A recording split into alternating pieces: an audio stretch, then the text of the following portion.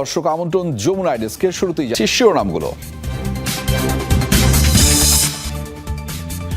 টানা ১৩ দিন পর ইরানি ভূখণ্ডে হয়নি মার্কিন হামলা, অস্ত্র ভান্ডারে টান পড়ার কারণেই বিরতি, দাবি নিউ ইয়র্ক টাইমসের। জোর দেয়া হচ্ছে কূটনৈতিক তৎপরতায়।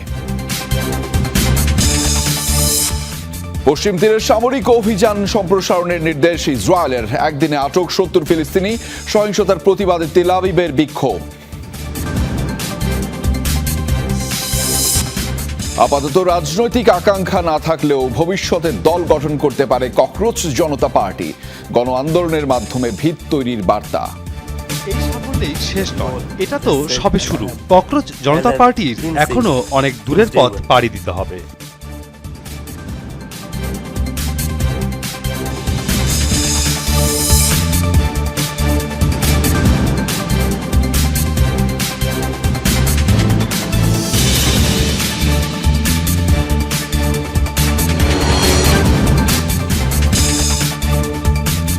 দর্শক এতক্ষণ শিরোনামগুলো দেখছেন। আন্তর্জাতিক সব শীর্ষ খবর নিয়ে আপনাদের সাথে রয়েছে আমি আহমেদ রেজা। এবার জানাচ্ছি বিস্তারিত। অস্ত্র সংকটের শঙ্কায় যুক্তরাষ্ট্র, তাই একেবারে নীরবেই ইরানে হামলা বন্ধ করেছে দেশটি। নিউ ইয়র্ক টাইমসের এক প্রতিবেদনে উঠে এসেছে চাঞ্চল্যকর এমন তথ্য। সংশ্লিষ্ট সূত্রের বরাতে মার্কিন সংবাদ মাধ্যমটি জানিয়েছে, প্যাট্রিয়ট সহ যুক্তরাষ্ট্রের অন্যান্য প্রতিরক্ষা ব্যবস্থার ইন্টারসেপ্টরের মজুদ আশঙ্কাজনকভাবে কমে গেছে। ফলে মধ্যপ্রাচ্যে বড় ক্ষয়ক্ষতি এড়াতে স্থগিত করা হয়েছে হামলা। আরেক গণমাধ্যম এক্সিওসের দাবি, কূটনৈতিক তৎপরতা জোরদারেই ট্রাম্প প্রশাসনের এই পদক্ষেপ। অন্তর্বর্তী চুক্তি ভেঙে সপ্তাহ ২ আগে ইরানে আবার হামলা শুরু করে যুক্তরাষ্ট্র। এরপর টানা ১৩ দিন ধরে চলে অভিযান। প্রতিদিনই সামাজিক মাধ্যমে হামলার বিবরণ দিতে দেখা যায় মার্কিন সেন্ট্রাল কমান্ডকে। তবে মার্কিন সময় শুক্রবার তাদের কোনো বিবৃতি পাওয়া যায়নি। হামলার খবর মেলেনি ইরানি কোনো গণমাধ্যমেও। তবে কি কোনো ঘোষণা ছাড়াই ইরানে হামলা বন্ধ করল যুক্তরাষ্ট্র? দুটি মার্কিন সংবাদ মাধ্যমের প্রতিবেদন অন্তত সেটাই বলছে। সংশ্লিষ্ট সূত্রের বরাতে নিউ ইয়র্ক টাইমসও এক্সিওস দাবি করেছে, শুক্রবার সামরিক বাহিনীর পাঠানো হামলার পরিকল্পনায় সই করেননি মার্কিন প্রেসিডেন্ট ডোনাল্ড ট্রাম্প। আর তাই প্রস্তুতি নিয়েও শেষ মুহূর্তে হামলা বন্ধ করতে হয় দেশটির সেন্ট্রাল কমান্ডকে। নিউ ইয়র্ক টাইমস বলছে, মন্ত্রিসভার সদস্য ও উপদেষ্টাদের সাথে বৈঠকের পর ইরানে হামলা বন্ধের সিদ্ধান্ত নিয়েছেন ট্রাম্প। দাবি, দেশটির প্যাট্রিয়ট ও থার্ড সহ অন্যান্য প্রতিরক্ষা ব্যবস্থার মিসাইল ইন্টারসেপ্টরের সংকটে উদ্বেগ প্রকাশ করেন উপদেষ্টারা। হামলা অব্যাহত থাকলে মধ্যপ্রাচ্যের মিত্র দেশগুলোতে থাকা মার্কিন ঘাঁটিগুলো ইরানের পাল্টা হামলায় ব্যাপক ক্ষয়ক্ষতির শিকার হতে পারে এমন শঙ্কা জানান তারা। পাশাপাশি হামলা চালিয়ে ইরানকে আলোচনার টেবিলে আনা যাবে কিনা তা নিয়েও সন্দেহ প্রকাশ করেন, যার জেরে নীরবেই পিছু হটেছেন ট্রাম্প। বিভিন্ন গণমাধ্যমের খবর, যুদ্ধের আগে মার্কিন ভান্ডারে মজুদ ছিল ২৩০০ প্যাট্রিয়ট ইন্টারসেপ্টর, যার মধ্যে ১৪০০টিরও বেশি ইরান যুদ্ধে খরচ করে ফেলেছে ওয়াশিংটন। উল্লেখযোগ্য মজুদ ফুরিয়েছে থার্ড সিস্টেমের ইন্টারসেপ্টরেরও। আরেক গণমাধ্যম এক্সিওস দাবি করেছে, চুক্তির জন্য কূটনৈতিক আলোচনা আরও জোরদারেই এই সিদ্ধান্ত নিয়েছেন ট্রাম্প। দুদিন আগেই মার্কিন প্রেসিডেন্ট দাবি করেছেন, সময়ের সাথে আলোচনায় আরও আগ্রহী হয়ে উঠছে ইরান। তবে কতদিনের জন্য এই হামলা বন্ধ করা হয়েছে তা স্পষ্ট নয়। প্রতিবেদনে বলা হয়েছে, প্রয়োজনে আবারও যে কোনো সময় পূর্ণমাত্রা যুদ্ধ শুরু করতে প্রস্তুত মার্কিন সামরিক বাহিনী। মোস্তফা মাহমুদ, যমুনা নিউজ।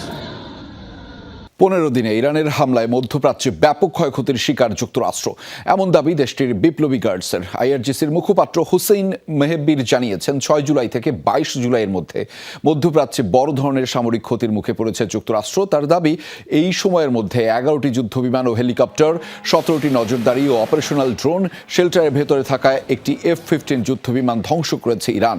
এছাড়াও একটি P-8 সামুদ্রিক টহল বিমান, একটি C-17 সামরিক পরিবহন বিমান এবং আকাশে জ্বালানি সরবরাহকারী ৮টি রিফুয়েলিং বিমানও বিধ্বস্ত হয়েছে আইআরজিসির হামলায়।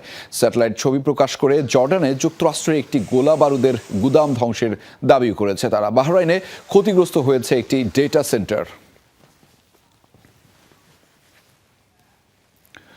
ইরানের ওপর আরোপিত নৌ অবরোধ অমান্য করায় ওমান উপসাগরে একটি বাণিজ্যিক ট্যাঙ্কারে হামলা চালিয়েছে যুক্তরাষ্ট্র। দেশটির সেন্ট্রাল কমান্ড জানিয়েছে, মোজাম্বিকের পতাকাবাহী একটি লাতিন নামের ট্যাঙ্কারটিকে অকেজো করে দেয়া হয়েছে জানিয়েছে ওমান উপসাগরে। বারবার সতর্ক করার পরও জাহাজটি অবরোধ ভাঙার চেষ্টা চালায়। এই ঘটনায় একটি ভিডিও ফুটেজও প্রকাশ করেছে সেনকম। তাদের দাবি, নতুন করে নৌ অবরোধ কার্যকর করার পর ইরানমুখী মোট 12টি বাণিজ্যিক জাহাজকে গতিপথ পরিবর্তনে বাধ্য করা হয়েছে। নির্দেশ অমান্য করায় দুটিকে করা হয়েছে অকেজো।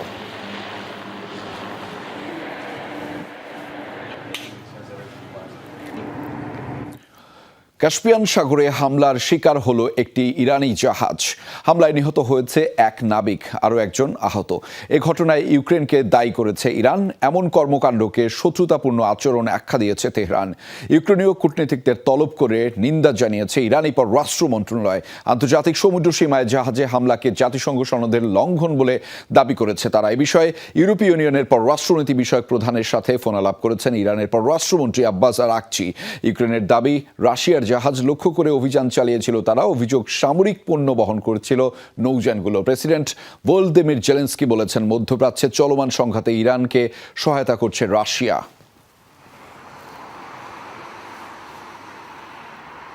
Тисяч військових з Північної Кореї вже з червня готуються у Воронезькій області, щоб їх прийняти.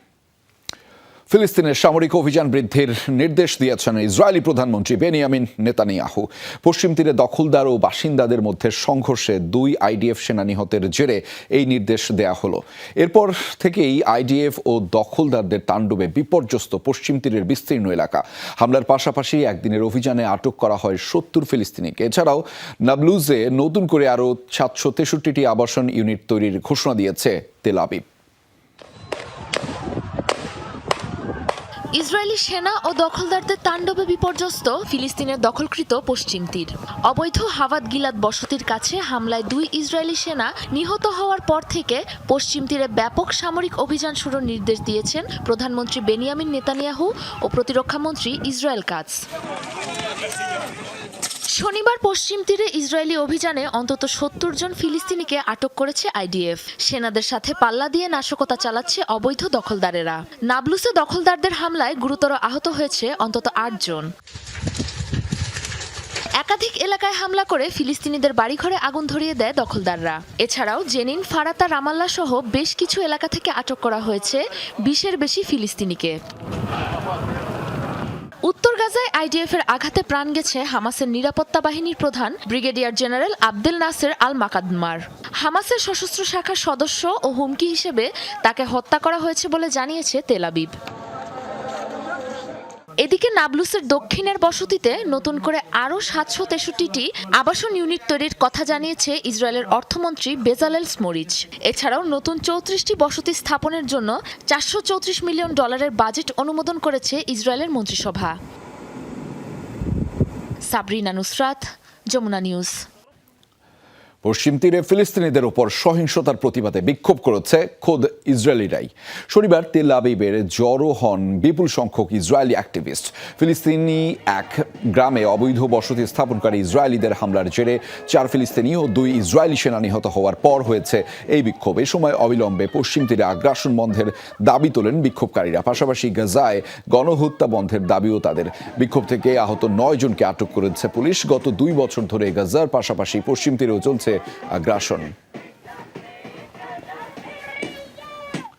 ইসরায়েলি ড্রোন হামলায় উত্তর গাজায় নিহত হয়েছে অন্তত 3 ফিলিস্তিনি, জানিয়েছে ফিলিস্তিনি বার্তা সংস্থা ওয়াফা। সংস্থাটির দাবি, বুধবার গাজা সিটির একটি বেসরকারি বিশেষায়িত হাসপাতাল ও একটি জ্বালানি স্টেশনে এই হামলা চালানো হয়। অন্যদিকে ইসরায়েলি সামরিক বাহিনী জানিয়েছে উত্তর গাজায় পৃথক হামলায় 4 হামাস সদস্য নিহত হয়েছে। অক্টোবরে ইসরায়েল ও হামাস যুদ্ধবিরতিতে সম্মত হলেও গাজায় সহিংসতা পুরোপুরি বন্ধ হয়নি। গাজার সরকারি মিডিয়া অফিসের দাবি, যুদ্ধবিরতি কার্যকর হওয়ার পর থেকে অন্তত 1053 জন ফিলিস্তিনি নিহত, 3406 জন আহত হয়েছে। অন্যদিকে ইসরায়েলের দাবি, হামাসের সামরিক সক্ষমতা দুর্বল করা এবং নিরাপত্তা নিশ্চিত করতে অভিযান চালিয়ে যাচ্ছে তারা। সিরীয় ভূখণ্ডে ইসরায়েলের অনুপ্রবেশ বন্ধের আহ্বান জানিয়েছেন জাতিসংঘের মহাসচিব অ্যান্তনিও গুতেরেস। এক্সে দেয়া এক পোস্টে তিনি বলেছেন, 1974 সালের বিচ্ছিন্নকরণ চুক্তি লঙ্ঘন করে ইসরায়েলের পদক্ষেপ গ্রহণযোগ্য নয় এবং তা অবশ্যই বন্ধ করতে হবে। 1973 সালের যুদ্ধের পর ইসরায়েল ও সিরিয়ার মধ্যে এই চুক্তি স্বাক্ষরিত হয়েছিল। একই সাথে সিরিয়ার সার্বভৌমত্ব, স্বাধীনতা, ঐক্য এবং ভৌগোলিক অখণ্ডতাকে অবশ্যই পূর্ণ সম্মান জানাতে হবে বলে জানিয়েছেন তিনি। জাপোরজিয়ার রাশিয়ার দখলকৃত অংশে বেসামরিকদের লক্ষ্য করে ভয়াবহ হামলার অভিযোগ ইউক্রেনের বিরুদ্ধে। রুশ কর্তৃপক্ষের দাবি, একটি ট্যুরিস্ট ক্যাম্পে চালানো হামলায় কমপক্ষে 12 জন নিহত হয়েছে, যার মধ্যে 4 জনই শিশু। এই হামলায় আহত হয়েছে আরও কমপক্ষে 19 জন।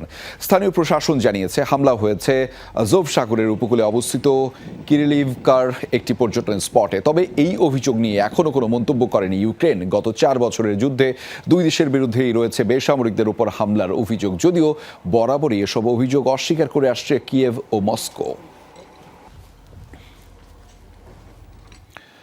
জার্মানির রাজধানী বার্লিনে প্রাইড মার্চের মধ্যে গাড়ি তুলে দিয়ে হামলা চালানো হলে আয়োজনটিতে অংশ নিয়েছিলেন কয়েক লাখ মানুষ।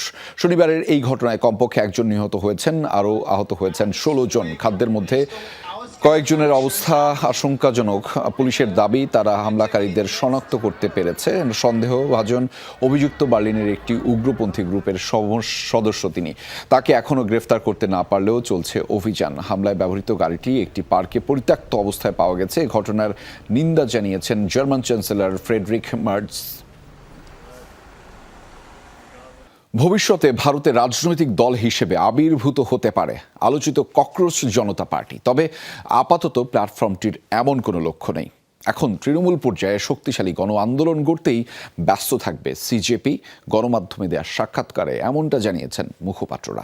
এদিকে আন্দোলন প্রত্যাহারের পর ছাত্র জনতার উদ্দেশ্যে নতুন বার্তা দিয়েছেন তেলাপোকাদের নেতা অভিজিৎ দীপকে। বলেছেন, এখানেই শেষ নয়, এখনও বাকি অনেকটা পথ। রাজনীতিতে না থেকেও ভারতের রাজনীতির আলোচিত নাম ককরোচ জনতা পার্টি। স্যাটায়ার ধর্মী এক অনলাইন প্ল্যাটফর্ম থেকে আন্দোলনের মাঠ।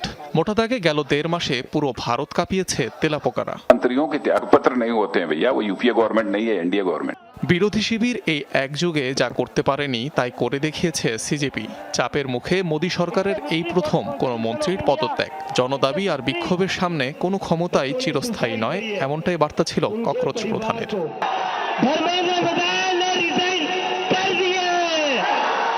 টানা 36 দিনের অনশন, ধর্ণা ও প্রতিবাদের পর আপাতত সকল কর্মসূচি প্রত্যাহার করেছে সিজেপি। প্রশ্ন হলো, আবারও কি ভারতের মাঠে নতুন কোনো রূপে নামবে তেলাপোকারা? ভারতীয় সংবাদ মাধ্যম এনডিটিভিকে দেওয়া সাক্ষাৎকারে এ বিষয়ে কথা বলেন মুখপাত্ররা। জানান, এখনই রাজনীতির মাঠে সক্রিয় হচ্ছে না সিজেপি, তবে ভবিষ্যতে এমন সম্ভাবনাও উড়িয়ে দেননি তারা। Movement has to go to the grassroots. দেশে এরই মধ্যে 750 থেকে 850টি রাজনৈতিক দল আছে, কিন্তু যুব সমাজের প্রত্যাশা পূরণে তারা সবাই ব্যর্থ। আমাদের লক্ষ্য এই আন্দোলনকে তৃণমূল পর্যায়ে ছড়িয়ে দেয়া, যাতে ক্ষমতায় যে দলই থাকুক না কেন তারা যেন তরুণদের দাবি পূরণে বাধ্য হয়। এদিকে পূর্ণকালীন রাজনীতিতে যোগ দেওয়ার সম্ভাবনা সম্পর্কে জানতে চাইলে দলটির আরেক মুখপাত্র জানান, ভারতে কোনো কিছু নিয়েই কখনো না করা উচিত নয়। এই মুহূর্তে আমি শুধু বাড়ি যেতে চাই, বিশ্রাম নিতে চাই এবং পরিবারের সঙ্গে সময় কাটাতে চাই। গত কয়েক মাস ধরে বাড়ির বাইরে আছি। 2 মাসে যা ঘটেছে তা নিয়ে ভাবতে চাই। এটি আমাদের জন্য গর্বের, আনন্দের এবং স্বস্তির মুহূর্ত। আন্দোলন সফল হওয়ার পর প্রথমবারের মতো বার্তা দেন টাইফয়েড আক্রান্ত হওয়া ককরোচ জনতা পার্টির প্রধান অভিজিৎ দীপকে। পুরো সময়টা সত্যিই খুব কঠিন ছিল, তবে এখন আর কোনো আতঙ্ক নেই। এই সাফল্যেই শেষ নয়, এটা তো সবে শুরু। ককরোচ জনতা পার্টির এখনো অনেক দূরের পথ পাড়ি দিতে হবে।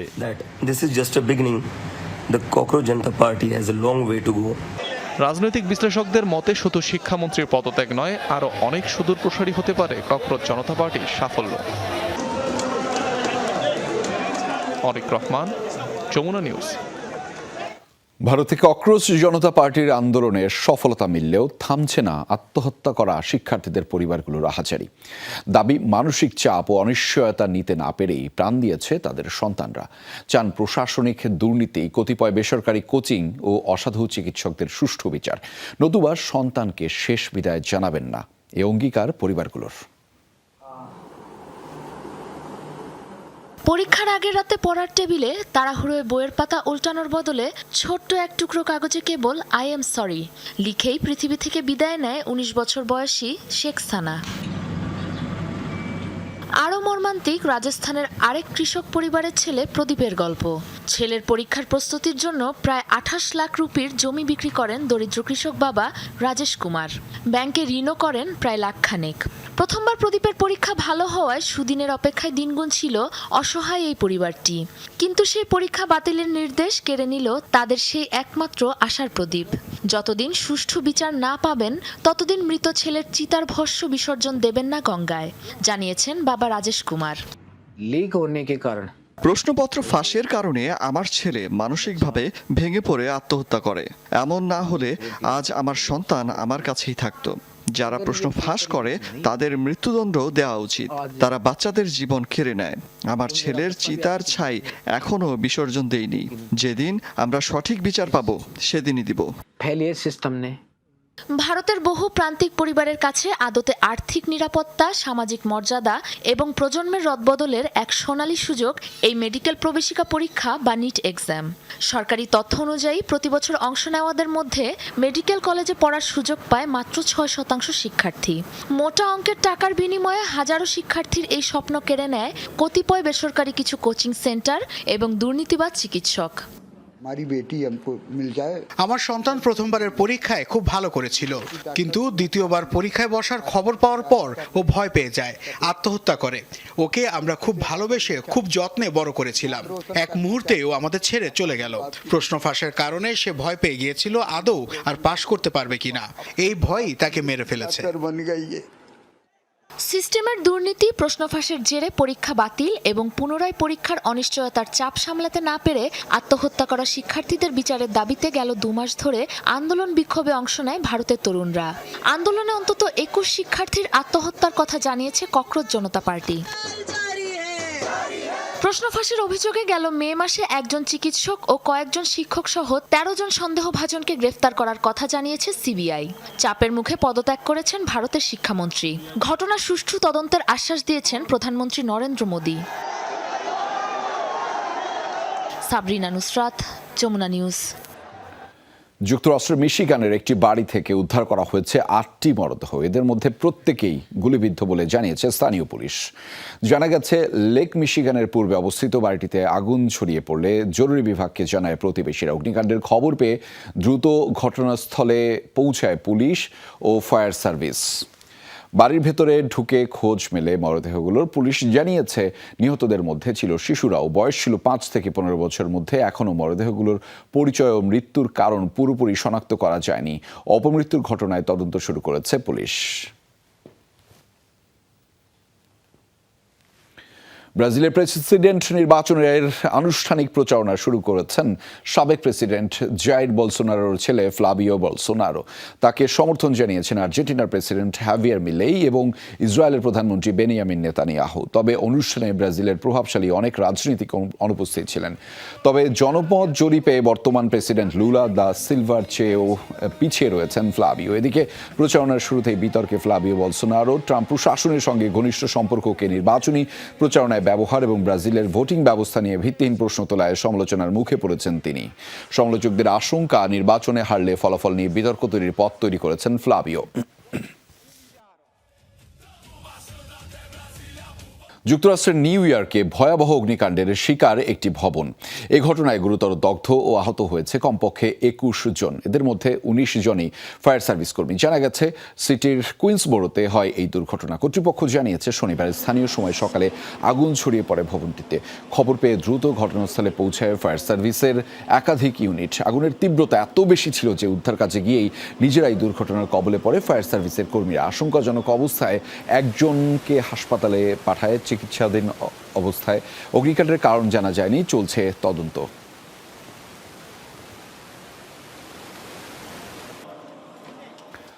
ব্যাপক ঝড় বৃষ্টির কবলে পড়েছে পাকিস্তানের পাঞ্জাব। দুর্যোগে মৃত্যু হয়েছে 2 শিশু সহ অন্তত 7 জনের। আহত হয়েছে কমপক্ষে 20 জন। কর্তৃপক্ষ জানিয়েছে শনিবার দিনভর ঝড় বৃষ্টিতে তলিয়ে গেছে বিস্তীর্ণ এলাকা, ধসে পড়েছে বহু বাড়িঘর, মোড়ে ভেসে গেছে গবাদি পশু। অন্তত 14টি বড় ধরনের দুর্ঘটনার খবর পাওয়া গেছে। অতি ভারী বৃষ্টিপাত রেকর্ড করা হয়েছে লাহোর, কাসুর, ফয়সালাবাদ সহ আরও কয়েকটি এলাকায়। সবচেয়ে ভারী বৃষ্টিপাত হয়েছে গুজরানওয়ালা ও রাওয়ালপিন্ডিতে। ভয়াবহ দুর্যোগে পানিবন্দী লাখো মানুষ, বিদ্যুৎ বিচ্ছিন্ন অনেক এলাকা, চরমে পৌঁছেছে জনদুর্ভোগ। উদ্ধার কাজে তৎপরতা রয়েছে জরুরি বিভাগের। টাইফুন নৌলের তাণ্ডবে বিপর্যস্ত চীনের দক্ষিণাঞ্চল। ক্ষতিগ্রস্ত দেশটির স্বায়ত্তশাসিত অঞ্চল হংকংও রোববার শুরু হওয়া এই বৃষ্টিপাত স্থায়ী হতে পারে মঙ্গলবার পর্যন্ত। অব্যাহত থাকবে ভারী থেকে অতি ভারী বৃষ্টি, সতর্ক করেছে কর্তৃপক্ষ। টানা বৃষ্টিপাত ও বৈরী আবহাওয়ার প্রকোপে নিরাপদে সরিয়ে নিয়ে যাওয়া হয়েছে 7 লাখের বেশি বাসিন্দাকে। সবচেয়ে বেশি ক্ষতিগ্রস্ত গুয়াংডং প্রদেশ। কর্তৃপক্ষ জানিয়েছে 2016 সালের পর থেকে এখন পর্যন্ত আঘাত হানা সবচেয়ে শক্তিশালী টাইফুন এটি, যা ক্রমেই অগ্রসর হচ্ছে স্থলভাগের আরও ভেতরের দিকে। আকস্মিক বন্যার আশঙ্কায় সর্বোচ্চ সতর্কতা জারি করা হয়েছে বেশ কয়েকটি প্রদেশে।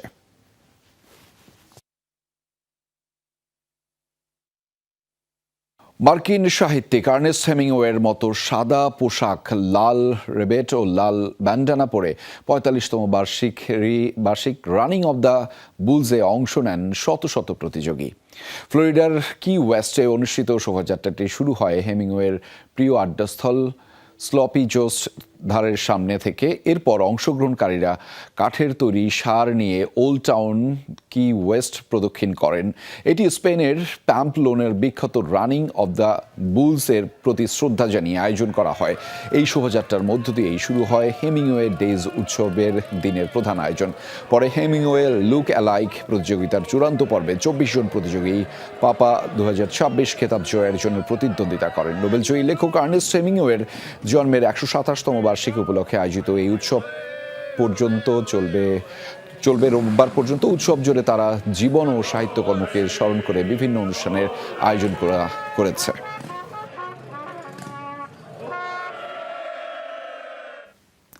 দর্শক, এই ছিল যমুনা আইরিসকে এতক্ষণ সাথে থাকার জন্য আপনাদের সবাইকে ধন্যবাদ।